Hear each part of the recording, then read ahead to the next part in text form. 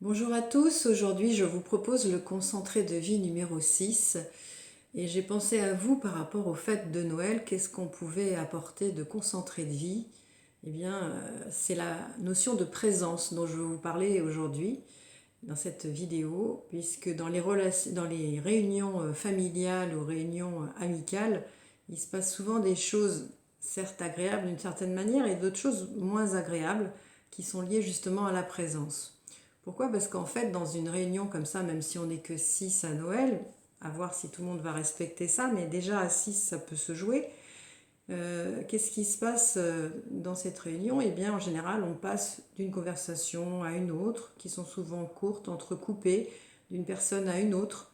Il n'y a pas vraiment d'intimité. Et donc, des fois, on peut rentrer un peu frustré parce qu'en fait, on n'a pas eu de présence avec une personne particulière, on n'a pas eu de moments plus intimes ou de vrais échanges un peu plus profonds. Donc voilà, on peut être un peu frustré.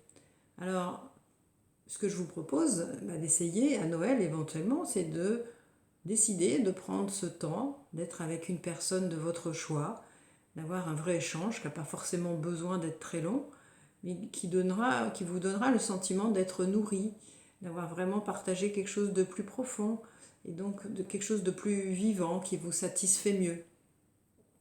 Voilà, ça sera pour Noël ou peut-être pour une autre réunion où il y aura du monde amical ou familial. Vous verrez tout ça.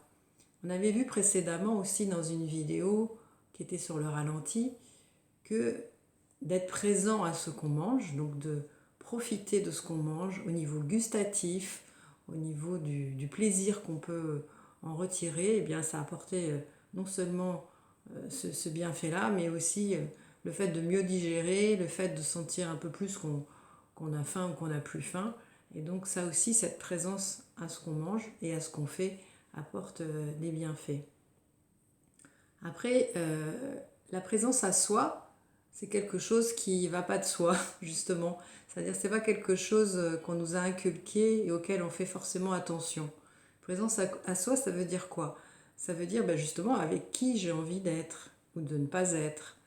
Et donc faire ce choix plutôt que de se laisser porter et vivre des choses que finalement on n'apprécie pas forcément parce qu'on n'a rien décidé, on n'est pas présent à soi. Ça peut être aussi qu'est-ce que j'ai envie de faire ou qu'est-ce que je n'ai pas envie de faire. J'ai envie d'aider, j'ai pas envie d'aider. J'ai j'ai une spontanéité qui m'emmène à faire telle ou telle chose que j'écoute.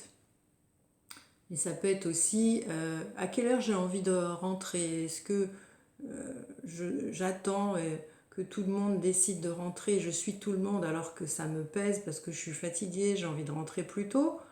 Ou est-ce que j'ose dire, parce que je suis présente à moi-même justement, que j'ai besoin de rentrer et que je suis un peu fatiguée, ou même sans se justifier d'ailleurs, de dire je vais rentrer, j'ai passé une très bonne soirée, mais maintenant je vais rentrer. Même si les autres ne rentrent pas à la même heure que nous, pourquoi pas faire ça? Pourquoi ne pas tenter d'être présent à soi?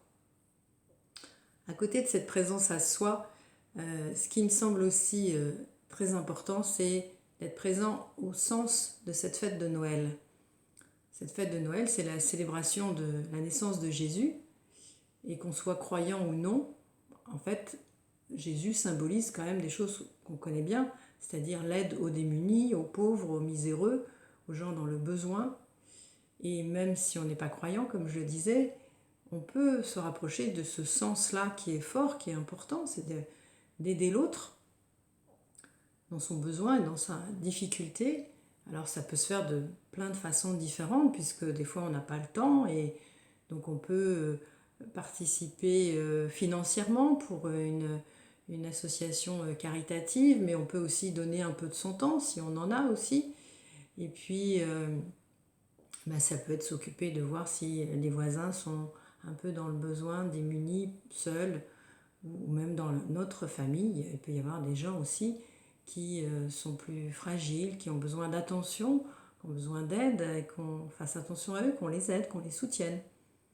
Voilà, ce sens de Noël, il serait beaucoup plus présent si on faisait attention à tout ça. Donc vous voyez qu'au niveau de la présence, je vous ai parlé d'un certain nombre de choses qui sont la présence à soi, la présence à l'autre, la présence au sens de cette fête. Et dans toutes ces présences, il y a beaucoup de concentrés de vie, de quelque chose qui nous nourrissent, qui nous remplissent et qui font qu'on est beaucoup mieux. Parce qu'on peut ressortir de ces fêtes en se disant « bof, je me sens pas très bien, ça s'est pas très bien passé, je ne sais pas pourquoi ».